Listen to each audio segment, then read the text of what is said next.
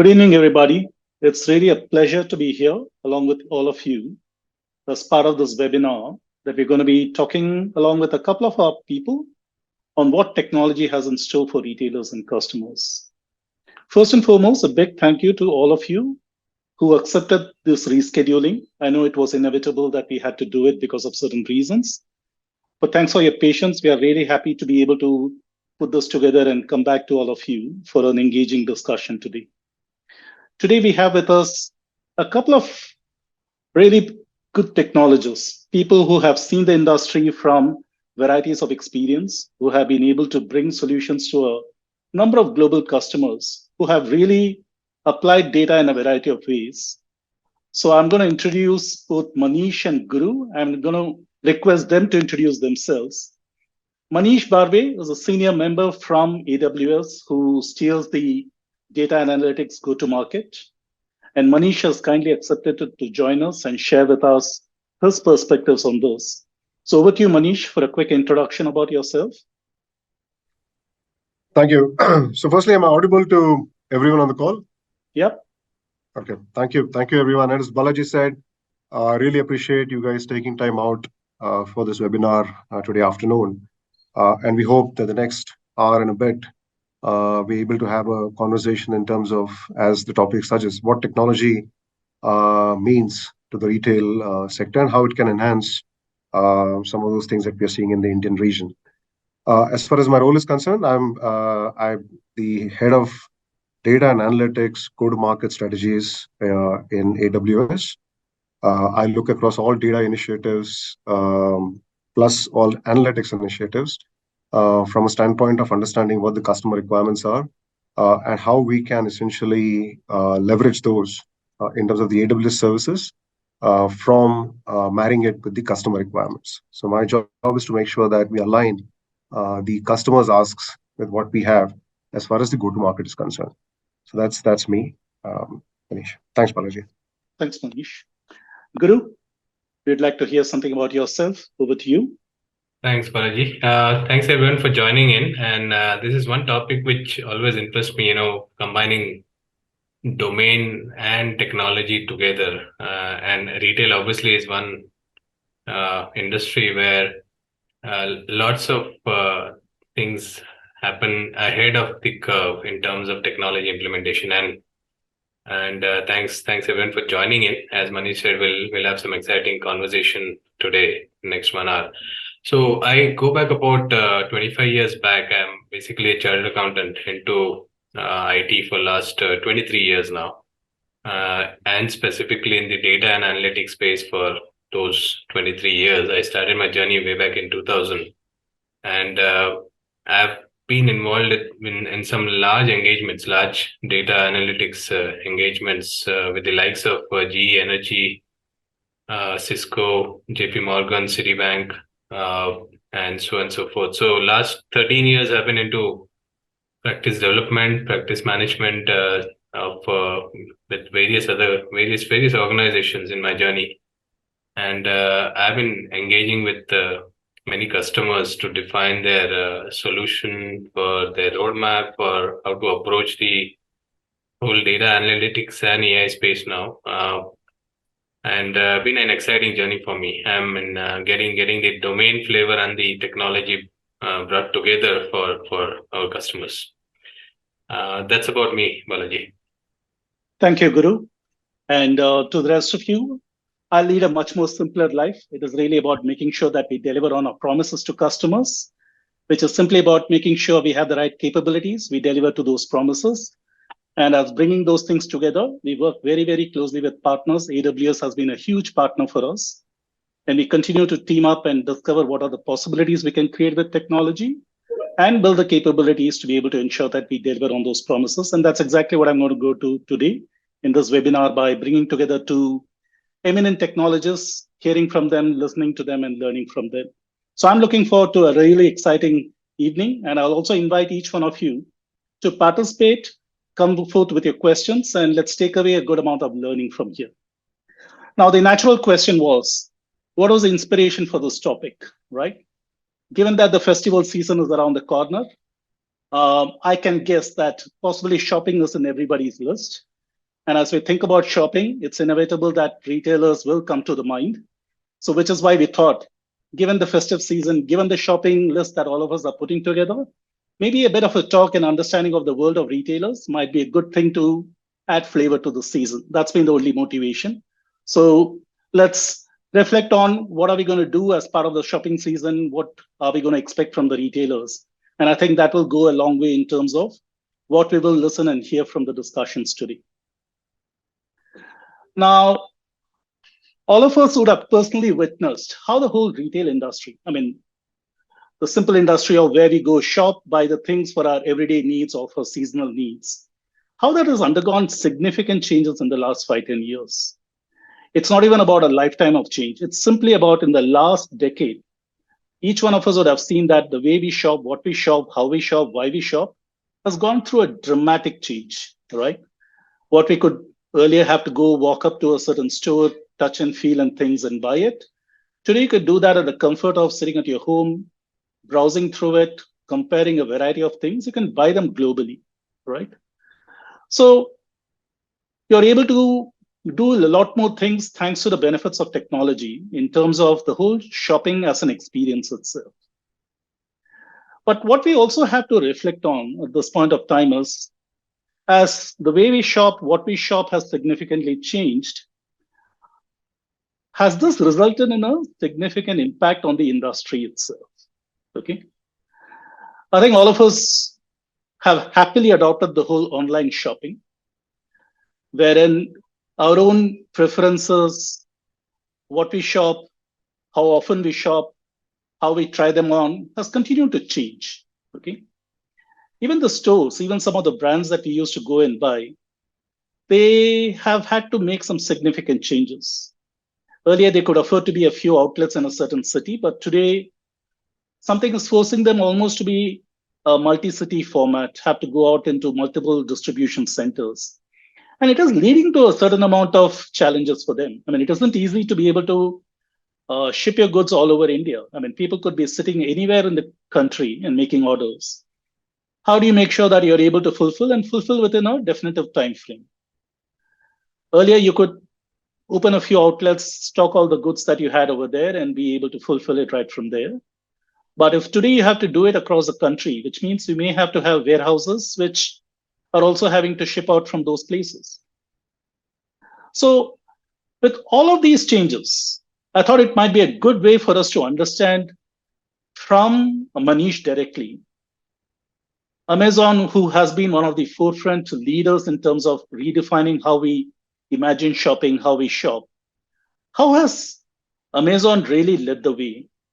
What has Amazon really been able to do, which others are today following? And how have they used technology to be able to create themselves a niche in the market, almost become the trendsetter to say that, look, this is how shopping should be done. So Manish, all of us are curious. Could you tell us a bit about the whole Amazon story? How did they redefine the whole shopping experience? Okay, thanks, Balaji. And guys, please bear with me. There's a bit of drilling happening on the floor above. Unfortunately, I've tried to figure out another room in office to sit, but it's all across the floor. They're redoing it. So if he drills for 30 seconds, I'll just take a pause, but I'll continue with what I'm talking about. Sure. So just bear with me. My apologies for that. Couldn't avoid it. It's silent now. Yeah. So thanks, Balaji, for the for this point around Amazon. So I'll just take a couple of minutes, or maybe slightly more, to outline this. It's been a fascinating story from an outsider's perspective, if I were to call it. And when I say Amazon, I'm not talking about Amazon as an AWS. I'm talking Amazon at this point in time. I'll come to AWS in a minute. But I'm not sure how many of you have actually read the book, The Everything Store. It came around, I think, 2013, 2014 times. And it's a great insight into how as Balaji was referring to, how the microcosm of that story was actually developed. 25 years, 30 years back, people have been long enough like me who have seen the internet wave. That was really the point when the seeding of this particular idea was done. So the book talks about how Jeff Bezos actually looked about the option of providing the convenience of an online mechanism for customers to shop. And at that point in time, this was not really an idea which had taken, seed in any case, because internet was just coming up. It was the very early days. It was very rudimentary at that point in time. The speeds, as you would, remember, were hardly anything. Dial-ups were the norm. So, and what we have today in terms of handles and 4Gs and 5Gs was just not there. But he still had the vision to actually talk about it in the sense that why don't I develop something? And this was more focused on the US market at that point in time. And people who know the US market, obviously there was Sears over there was Best Buy, there was Costco, and obviously the elephant in the room, which was Walmart. So the average US shopper at that point in time was so used to this concept of being able to go down to a mall, to a store, to any retail unit, and actually see the thing, feel the thing before they could actually buy. So this concept of actually being able to devise something which is on the internet and give exactly the same, if not better, shopping experience at that point in time was something which was bedded as far as the story goes. And people who have looked at Amazon over the years now, we started off selling books at that point in time. There was Barnes and Noble, there was Waterstones, there were a few other retailers who this was targeted to. So Amazon actually started selling this, not with clothes, not with all the other stuff that is there today, but started off by firstly selling books. And that's where this concept came in. When the question was put up to Mr. Bezos at that point in time that how many books do you want to stock as inventory? He said, every single book that is printed, I want it available on the store. So that's the vision the person had in terms of being able to make sure that any and every requirement of a customer should be met online.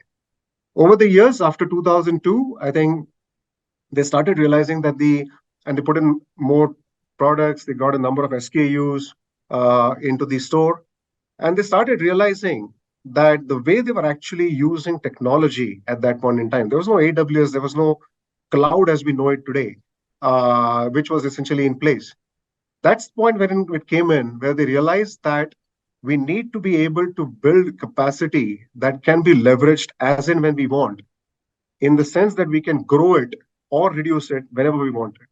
So the point came, so the genesis of AWS was actually driven from Amazon's own story for over 10, 12 years.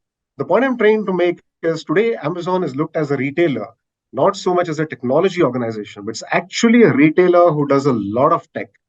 And that's where the story actually began. Now, in 20, 25 years down the line, if you look at some of the innovations they've done with Prime, when they acquired, started off with the Prime Video, the first things which in terms of same-day delivery, online same-day delivery, which came up, things around Amazon Go, very frictionless shopping that we talk about, Amazon One, which is now linked with the Gen AI story around palm readers, actually allowing you access to any of the other stores. So there's a lot of innovation which came through after AWS was seeded. But as I said, it started off with the retailer thinking, can I go online? Can I put everything on that online store? And to do that, how do I make sure that I best leverage technology in terms of its data, in terms of its computing power, in terms of its storage? And from then on, all the innovations have started. So that's really the story over the last 25 years. I just thought I'll kind of just talk a couple of minutes about it. Sure. Sorry, there seems to be a hand raised here. Mm-hmm. So Adam's hand raised. Adam, you have a question?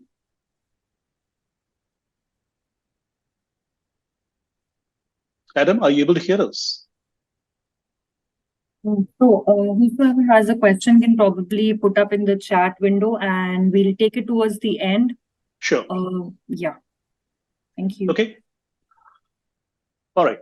So what we are able to recognize is as retailers have increasingly started adopting technology in order to help them scale, it's also giving them enormous amount of data to be able to help them understand what are the customers' needs. Okay. What customers are tending to buy, what do they like to buy, how are they buying these things. All of this is in turn helping these retailers plan ahead of time to say that, look, this is what I can expect my shoppers to come in and buy from me. So Guru, if I were to take your help to understand this, as data becomes more and more available about all of these kind of shopping needs, customers' shopping preferences, how should retailers organize themselves in order to be able to make better use of this data? And what can data actually help them know so that they are able to manage their operations better? Any insights that you can share over here? Yes, Balaji. I mean, I'll probably relate to what Manish was talking about way back in early 2000 and all that. When I was in US and I used to visit Walmart and Kruger's of the world, and then all the large retail setups out there. So no online, no digital native online, shops available those days. You had to visit them. There it was more about how to manage your operations more effectively. So the more focus there was about inventory management, putting the things on the shelf in the right way, and making sure you sell what is appropriate for that particular location based on some gut feeling, right? I mean, that's how the stores were operating. But in 2010, 2012 onwards, when this Amazon thing happened, and and more people started giving digital native solutions, right, to shop. The Flipkarts of the world, customer became the focus, right? Because there's no inventory management as such, though it is there behind the scene. They have to manage the fulfillment centers and all that more efficiently, but customer becomes the focus area. Because everything revolves around who's logging into your website, what are their preferences, what would they typically look to buy based on their profiles, what can you recommend? So those days, recommendation engine started coming up. Initial days, Amazon was pioneer into that actually. But if you look at today's situation, right, I think Zepto became a unicorn in the shortest time, in 2 years, 3 years, right? What does that signify? It's about making sure you take care of customers' requirement in an efficient way. All other things are secondary. I mean, not that it's not important, but customer becomes the focal point, because if you know what customers want, I think you can attract them to to your online channel far more efficiently. Having said that, I mean, the likes of DMart in India, they have their own way of attracting customers, low cost, low price, discount offers. Even there, fundamentally, you're looking at customer as the focal point. So yeah, I think you're gathering all the information about the customer. I mean, how do they gather? It's something operational in nature. There are different ways to do that. But yes, having customer profile information, what have they transacted earlier? What is their stage in the life where they are actually, so that you can recommend the right offering and solutions to them, or maybe the right products in case of online retail becomes very important. So as I was listening to some of the retail giants, P&G, Procter and Gamble head of sale, and then Shantanu Deshpande from the barber shop, Bombay Shaving Company for that matter. So the line has become very, very blur. Earlier in olden days, there's the product division which will do R&D on the product, and then the sales team, right? That whole line has become blur now. I mean, sales guys have to know what products to be put in place. Product guys have to know how to understand what customers need. So everything boils down to customer as such, Balaji. So that's a mistake. And there's lots of analytics which are put in place, which comes in the fore. Very, very complicated models which can be put in place. Sure. It's interesting that you talk about both the analytics and the things to do with data. Sure. So just to add to Gurudatta's point, sorry to jump in, but that's an interesting point Guru made here. So traditionally, as the retail sense that we understand, I mean, as he rightly said, the bestseller products that we have, the second bestseller products that we have, sales, inventories, demand management, per store sales. I mean, those have been the metrics that traditionally we have observed retailers monitoring to a great extent. Those have not gone away. I'm not saying that has changed. We still need to make money. We still need to manage the bottom line and the top line. But what has increasingly come about in a lot of these conversations, and I'm not talking Amazon here, I'm talking almost every retailer out there, which is in terms of now essentially determining what's the average order value, what's the average cart size that we're looking at. What is the repeat purchases that they're making? Are there any abandoned carts that we're talking about? What's the loyalty rate? These have been metrics which traditionally, I would say, have not been monitored as effectively as they may have been over the last 5-6 years. And maybe after COVID, it's even more. Obviously, people are now going back to the old ways of shopping.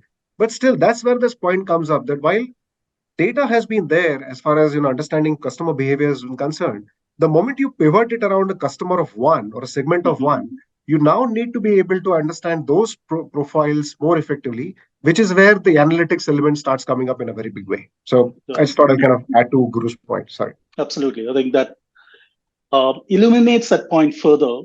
But I'm almost tempted at this point of time to ask a question on behalf of that retailer. Okay.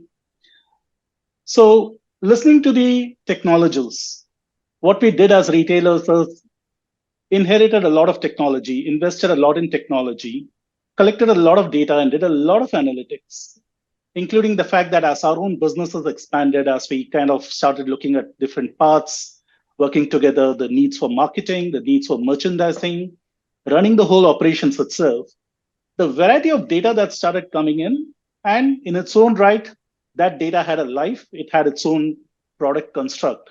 I think that has grown over time, which in turn has also triggered off a variety of analytics. Okay.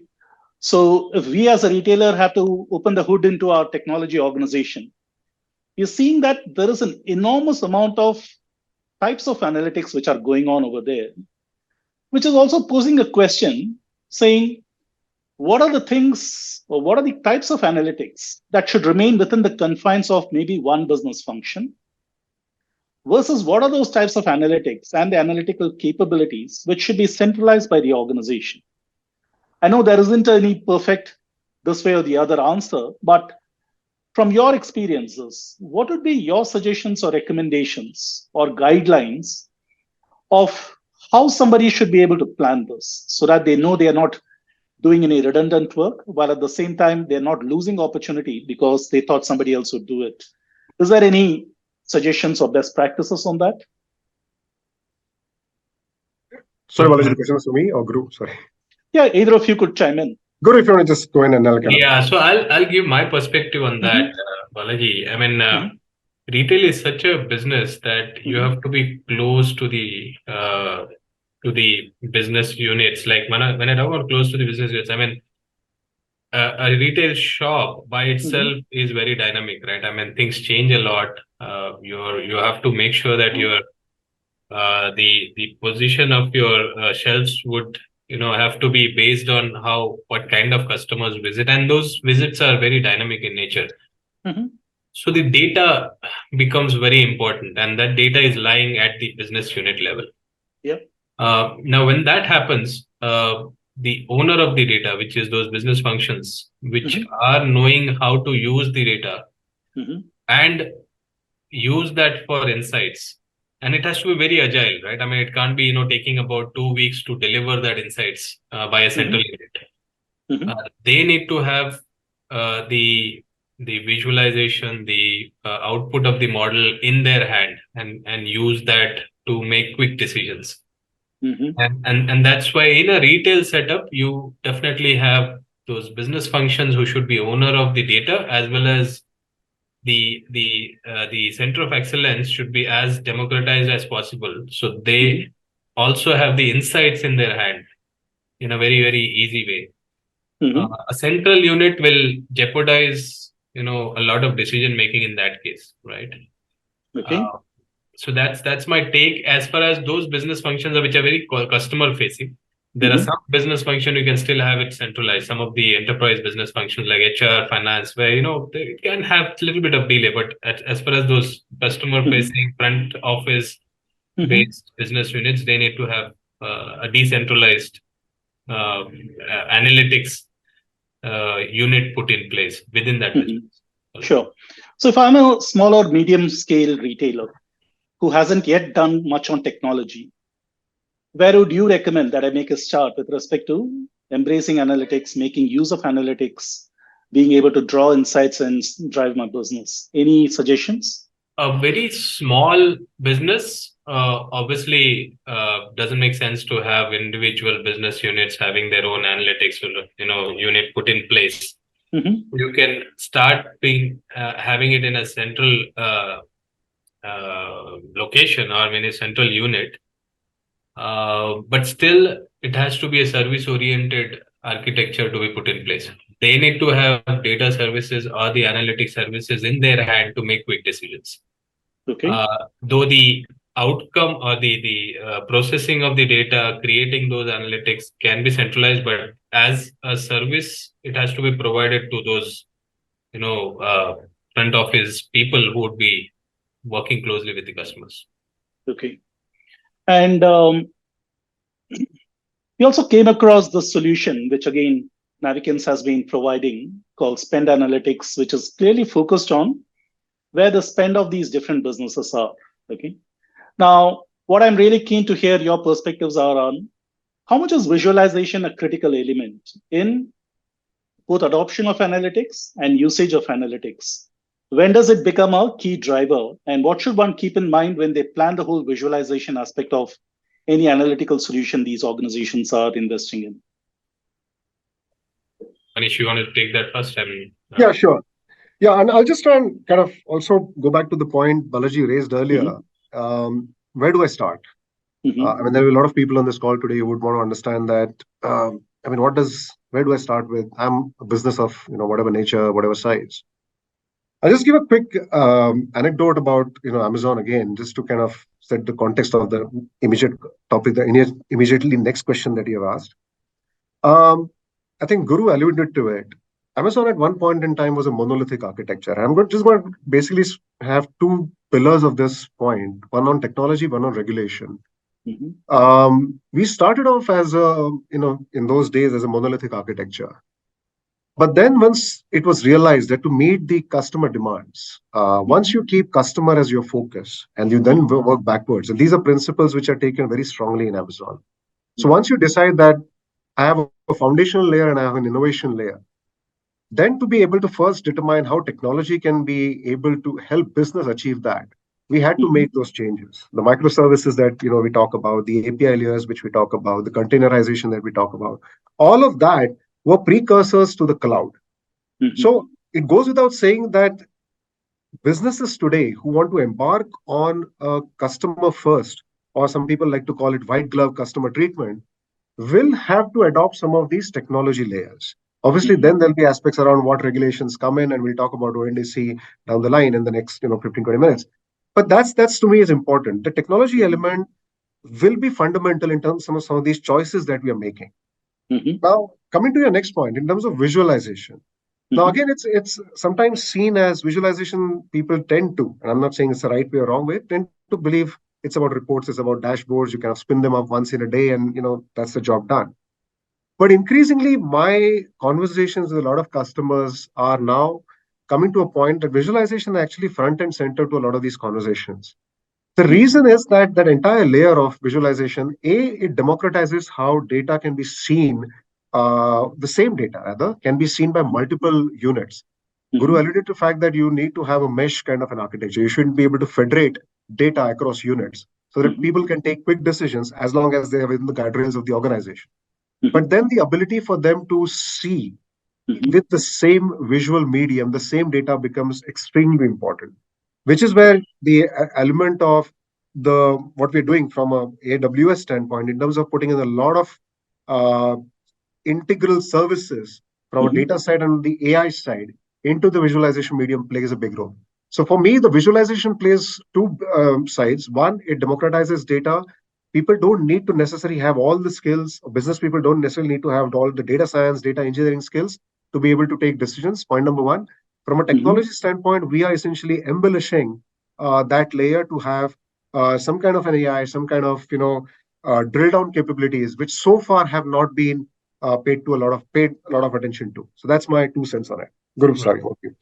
No, so Balaji, for me, I've gone through this entire journey of in in the year 2000, when I started my IT journey, the reports were on the ERP side. Mhm. Too cumbersome an exercise. It's not an easy thing to maintain. You have to wait for all the data to be available. You cannot, run the report while the transactions are happening. So too many constraints. Mhm. Then came the likes of business objects and Cognos as the, reporting services. Again, very tabular in nature initially. People used to call cubes those days, Cognos cubes, where, that's where the real, analytics things started coming into play. This is 2003, 4, where, Mhm.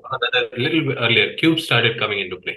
Cubes is Okay. nothing but, create, a set of analytics and keep it available. You refresh them. Mhm. Again, a very cumbersome exercise, not easy. The reports were all built in tabular format.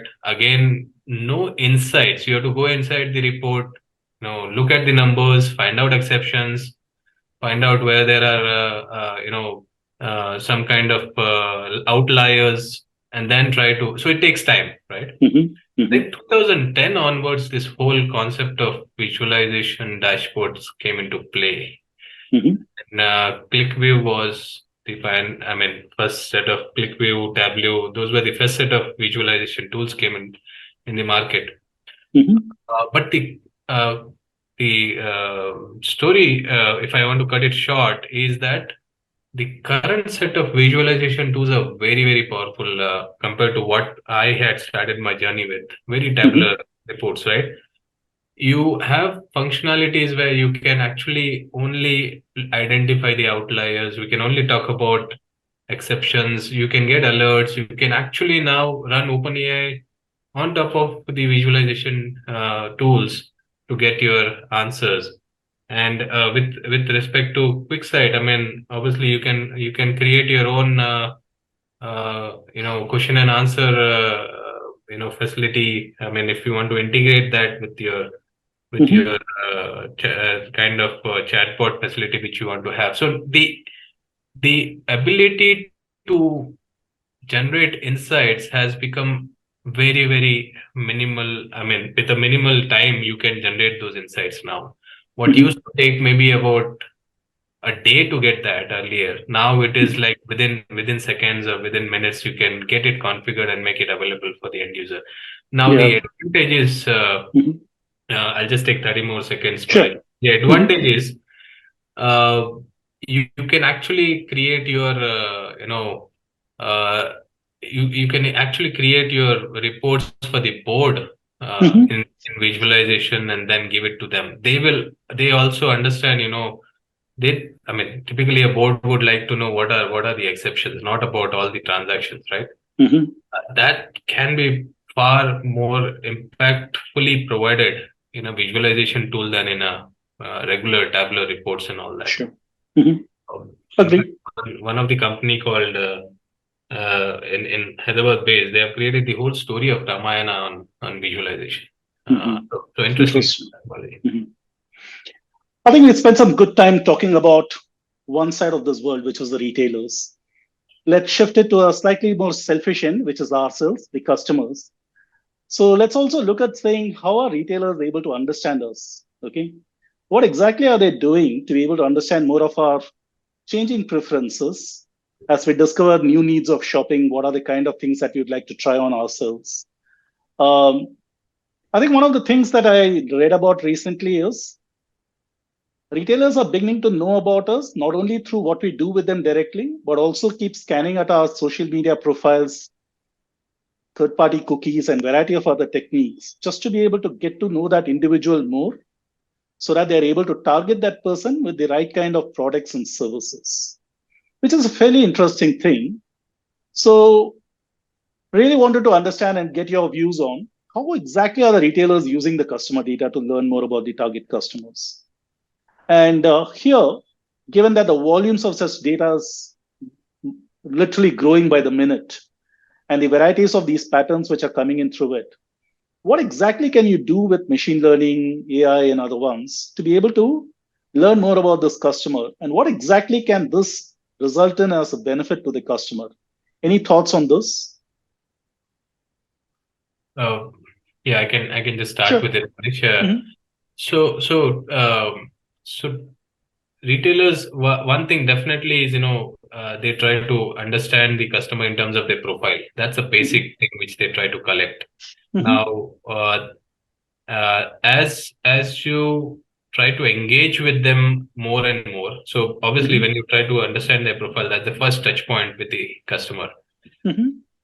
But as you engage more and more, you have more transactions with the customer. You have more interactions with the customer through call centers. I mean, Mhm. you have more cross sells which have happened. You gather as much information as possible. Customers transact through their mobile. Customers transact through the web. Their website, right? Mhm. You get as much more intelligence as possible. So Mhm. there are lots of data sources. One obviously is their customer master, which you try to gather, as I said, customer profile, the Mhm. transactions which they have carried out over a period of time. That gives a sense of what kind of person that is, right? I mean, in terms of whether he's doing an impulse buying, whether it's doing a very methodically objective way of buying. I mean, you can come to know all those aspects, Mhm. right? The amount of money they spend, what type of, whether they use their cards more, whether they use cash, whether they are business guys, and then, they use cash. All those, multiple things can be captured while the transactions happen. Mhm. As they interact with you, with their mobile, I mean, you obviously gather lots of other information. I mean, many of them, many of the retailers tie up with some other service providers, the likes of, say, aggregators, I would say, right? I mean, who would know lot many other details about the customer. So those are the other additional information collected. Mhm. So all those information, it's a cumbersome process to ingest them into a particular, you call it as a data lake or a data store, Mhm. right? Uh, so it's a very big ask. I mean, how to get those data ingested in a data store, how to get that processed, make that available. So we call it in our data lake a raw layer, a clean layer, and a curated layer, as it is depicted here. But as it goes through that process, it's a very, very cumbersome exercise, because you have to make the data transformed in a way where it is used for analytics and AI and ML models. So there's lots of storage, there's lots of transformation, and there's lots of analytics output out of that. Okay. Now, the interesting part is, Balaji, if you make many of those layers as reusable as possible, Mhm. it definitely reduces the time to get this analytic solution up and ready. Mhm. Just to take an example, data ingestion framework, right? You have a framework defined. You don't have to do a lot of work to ingest your data sets from different sources. You just Okay. get it driven by metadata. You Mhm. have the metadata of the source, you have metadata of the target. You try to define those in a framework, and rest all is taken care of by AWS Glue to Mhm. drive those ingestion. Okay. Similar kind of things for data quality. There Mhm. can be data quality framework. There can be data transformation framework, which is one of the most complex one. Many of the ETL tools have tried doing that. Mhm. But if you have those kind of frameworks, the entire life cycle of building the solution becomes as short as possible. Mhm. Okay. So that's how you put up the solution for analytics, Balaji. Okay. Yeah. Manish, what I'm curious is, Amazon would have seen possibly every variety of shopper existing over there. How much of that learning has been abstracted and is now made available through either models or any other capabilities that people can readily hope to use that and build on that rather than have to go through the entire process of reinventing the wheel? Is there anything which you will be able to highlight that retailers, shoppers can possibly make use of as they build new solutions? Sure. So I'll just kind of take a point from the previous question as well, Mhm. and just to kind of sometimes examples help. So let's take You mentioned a scenario about being able to capture customer information. Now, one of the things which we have done, not very recently though, but we have done was in terms of understanding the video analytics.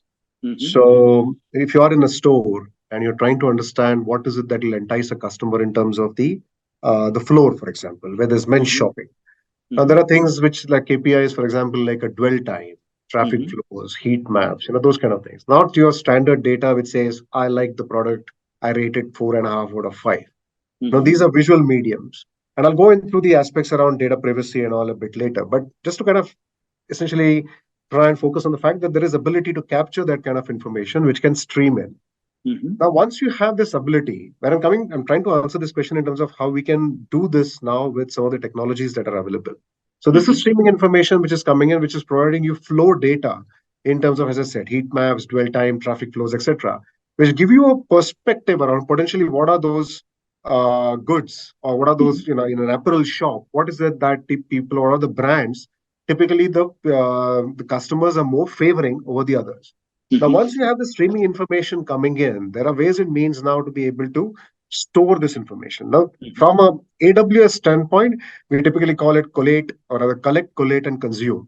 So collection of information in an S3 bucket, relatively simple. You can, put all sorts of data that you want, whether it's structured or unstructured into it. The slightly difficult part starts happening later, and Guru alluded towards glue. But I just want to mention here that we have realized these over the last few years, that there is increasing demand for this heavy lifting of data to be simplified for our customers, which is where zero ETL is now coming. So that part about being able to look at a data store or a database and then being able to put it into a Redshift kind of a data warehouse or a data lake to then process it for the data lake in terms of an EMR I'm talking about, to then process it further for analytics. That heavy lifting on the left-hand side, which was the ETL, the cumbersome ETL, is now zero ETL from an AWS standpoint. I won't go into the details on how we have done it, but for people on the call, and we can talk about it separately later. But that part about once you've stored, how do you kind of take it to the processing layer? How do you kind of take it to the transforming layer? That's something which we have focused on in terms of making sure that huge amount of data can actually be brought in via zero ETL mechanism. The other part is the actual analytics. And you rightly asked the question right at the outset. It will start from the visualization medium, and then we can go on to build learnings on top of it. To the question which you just asked, have we built things that we have learned over time? There is actually a program internally within Amazon, which is learning from Amazon, where we try to kind of focus on a lot of things around supply chain and smart supply chain, as we like to call it. Now, I'm sure a lot of people on this call would have heard about ONDC. The point is, and there were questions when it came in, that we have a situation where there are only certain players who are offering this kind of a marketplace. The government is now coming up with this platform. What can AWS and Amazon do about it? Now, over these last 25 years, we have understood how supply chains operate. And I'm not saying we are the best. I'm just saying we have understood a lot about how supply chains operate. And hence, we have a solution in place, a service in place, which is now going to be available on ONDC. I'll have to check whether it's already there, which will be available on ONDC from, let's say, an MSME or a startup wanting to use it. They can actually leverage that service. So it's a learning that we carry versus whatever we would have learned, whatever obviously in the Indian context plus the global context, to be able to kind of put it out there. The other example, which we are kind of obviously trying to scale, it's still new because Gen AI is still going through a lot of this, the chatter. But Amazon Go is a classic example. Amazon One rather is a classic example where your data in terms of your palm reading. So anything that you can read from your palm is essentially stored. And that kind of mechanism is used. So tomorrow, that service is not just used as at an Amazon store. It's also being used, let's say, at a gym, for example, where we have tied up with a health lifestyle, this thing where we're trying this out. Now, they're essentially using this capability so that people, if you forget your card when you're trying to enter a gym, don't worry, your hand will be scanned and that's allowed to essentially use. Now, I'm just saying there are these services which we have realized from a retail context, like improving queues, for example, which we can now provide for different platforms. That's the learning which we are offering to our partners and obviously some of the other marketplaces as well. So that's the short answer to what you had asked. Sure. Okay. Now, as we talked about the Amazon One, Amazon Go, of this shop floor,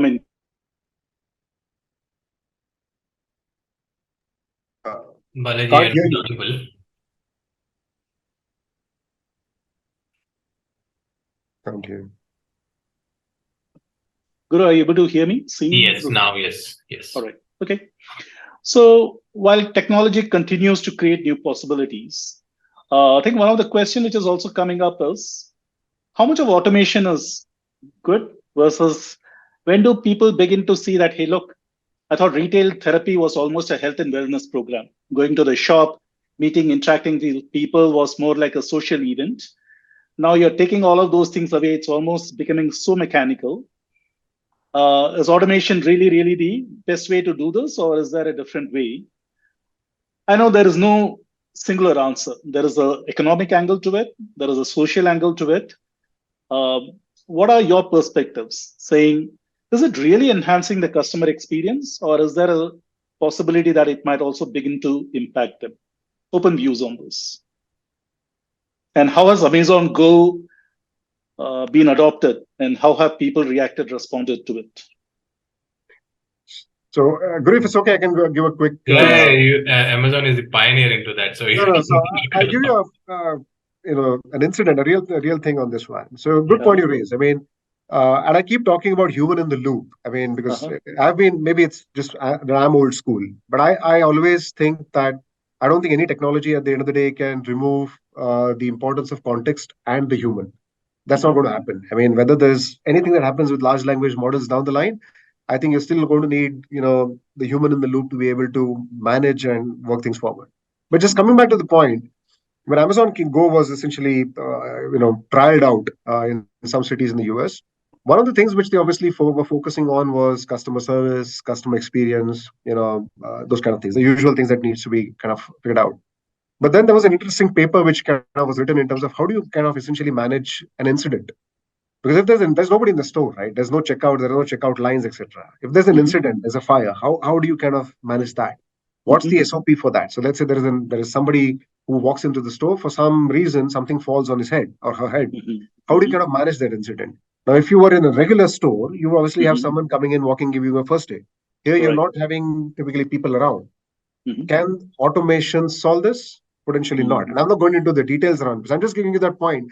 That very simple thing like this was something which they thought about when there were aspects which were built around Amazon Go to make sure some of these things were managed. The other important thing which came up was there are state laws in the US in terms of how liquor is sold, and they're different in different states. Now, if you do whatever you do in, let's say, the western half, the western side of the country, may not necessarily apply to the south or even the east for that matter. So how do you kind of have these regulations where you don't have a situation where somebody just picks up two bottles and just runs out of the store? Now, there will be corrective mechanisms after, because you've scanned them and you kind of know that an underage person would have taken liquor bottles. But there were these practical considerations, over-the-counter medicines, for example. So you still have these elements of our life, which, yes, the automation in terms of a robot walking out and maybe selecting that medicine for you, great. But you still need some guardrails, some regulation, some mechanisms to make sure that automation doesn't flip over on the other side to cause chaos. That's my quick take on the automation part. Guru, I remember you were telling about a particular initiative, which I think it was a perfume manufacturer or a fragrance. I don't remember what you said. Yes. They were almost trying to do that through machine learning. It was almost like you'd come up with the specifications. Can you give more details on that? And was this using this more popular thing called Gen AI, which is in talks every day by everyone? Or is it a slightly different thing? Yeah, so it is natural language generation problem, which we were trying to solve with them. Now, what happens in a perfume industry? Perfume, basically, if you buy a perfume, I mean, it's the same, right? I mean, whether you buy it any of the European ones or in some of the US ones, typically the perfumes are same. Now, what is the differentiation of the perfume with the branded ones? Who typically we try to relate to perfume to the ones which we use daily, right? But the larger industry for perfume manufacture is not just retailers like you and me. It's the corporate world. Now, the likes of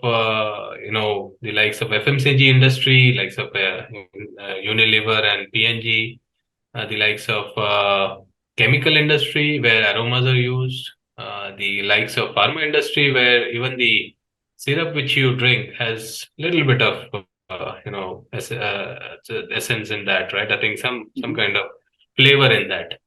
So perfume industry is called flavor and fragrances. So that's because the application is so huge. The component, the formulas are the same, but the applications are huge, right? And it differs. Now, how do they go about selling it to the organizations where they are pitching, right? A sales guy in a F&F industry will typically try to wow a buyer by the description, how he's trying to describe the perfume. A buyer will not ask, H2O dot some C dot, all those formulas, right, which are part of the fragrances or flavors.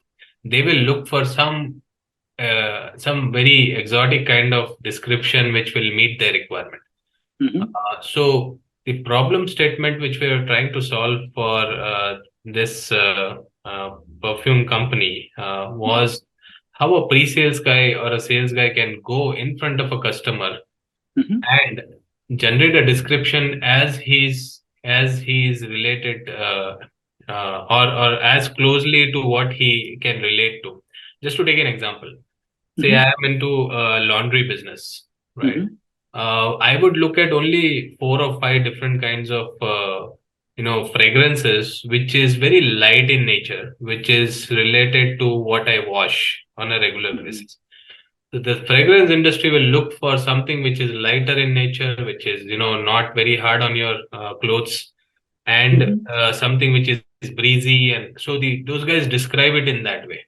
The sales guys have to create the description accordingly. The industry that particular buyer is belonging to, what is the application of that fragrance, and what kind of environment he belongs to.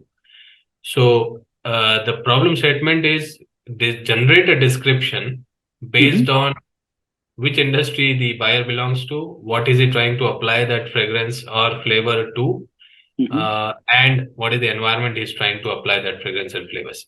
So we have created a solution using generative AI about looking at the large language models to get some basic information about the fragrance industry, and then applying this whole concept of contextualization or fine-tuning the model with the contextualization for those application and user industry. Having said that, there is definitely a human in the loop, what Manish was talking about here too. You cannot just let it automate as much as possible. Obviously, there is a review process for that language generation which is done. Interesting. Okay, I'm keeping an eye on the clock. I know we have a few minutes left, but I think we owe some answers to questions which our participants have asked. I'm going to pick up one from Amol Mohile, who's the Vice President of Strategic Alliances with UTI Asset Management Corporation. His question is, what impact will different payment options or payment methods enable in terms of ease of payment will play a role in customer satisfaction and customer retention? I know there are a variety of payment options which are emerging, including the equivalents of Visa and MasterCard through RuPay in India, and the variety of contactless payments. All of them are aimed at being able to make that whole process so much more easier, almost invisible, if I can use that word. But yes, it also has resulted in a certain amount of concerns in terms of, look, is it so easy to steal money away from me? Is my account safe enough? And even yesterday, there was a news item about how Aadhaar can be locked or unlocked. Can it be used in a different way, wherein if I were to go to an ATM and try and withdraw money, I don't need to use my PIN. I can just use my Aadhaar to scan it. So yes, like everything else, every innovation comes with its own yin and yang. While it is aimed at the betterment and the improvement for a majority of us, there are still certain loopholes that people tend to exploit. But I'm completely happy for views of Manish and Guru on what you are seeing in the space of payments, how it has been turning more and more secure, and how is it helping in the completion of a transaction rather than somebody having to wait at a counter for 20 minutes just to pay the bill and keep moving on, or saying that, look, my payment gateway is going to take 10 authentication steps before it's allowing me to complete the payment. So your thoughts on that? So I think I'll probably take Manish's view on how Amazon has innovated in that, and I think you can see that while you're doing buying. I mean, you're buying something on Amazon.in in India at least. How the payment has been made as much as convenient as possible, or as as short a mind share of a buyer as possible as you require. Payments as such is a very complex. I mean, it's a altogether different subject area. But in case of retail, it's a very simple way to look at it. You do your shopping, you are in control of what you want to shop. When you are at the checkout, you are in control of, or rather, the control goes to the person who is helping you check out. Now, if you don't make that as smooth as possible, including the payment for the purchase, it actually creates a bad experience with the customer. So you, as much as possible, if you make it as frictionless and as easy, it becomes more, you'll have more loyalty with the customer, you'll have more, the customers will probably come back and buy with you. But that's very short thing. I mean, Manish, if you want to just talk a little bit about that, yeah. You're on mute, Manish. Firstly, I think it's a great question, because one of the things which we sidestepped, or generally tend to sidestep when we think retail, is this entire advent of fintech. I mean, while retail definitely has had a march over other industries over the last 10 years or so in terms of adoption of technology, I think what's happening in the fintech space actually is, to me, is driving a lot of these innovations or supporting these innovations. Right. If not for what we have with UPI, if not for what we have in terms of opening up of the entire payment gateways that came about, the plethora of options that we have, I think e-commerce in India or digital retail, I guess, would not have taken off. That's my view. I'm not saying it's the right view or wrong view. I'm saying my view is it wouldn't have taken off as well as it did during the last 5-7 years. So, I mean, kudos to the payment ecosystem, the fintech ecosystem, which has helped retail in a big way.